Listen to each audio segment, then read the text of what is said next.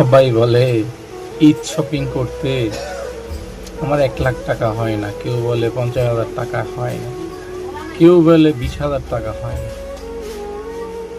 কিন্তু কেউ কি কাউকে এরকম কাউকে জিজ্ঞাসা করেছেন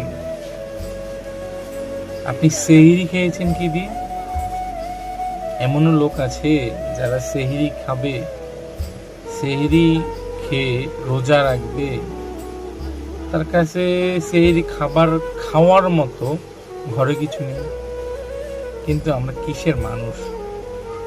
আমরা মানুষ নিজের শৌখিনতাটাকে দেখতে কত পছন্দ করি, কিন্তু যার কাছে সেহরি খাওয়ার জন্য এক মুঠো চাল থাকে না, সে বলবে কি তার ঈদের শপিং করার বাজেটটা কত?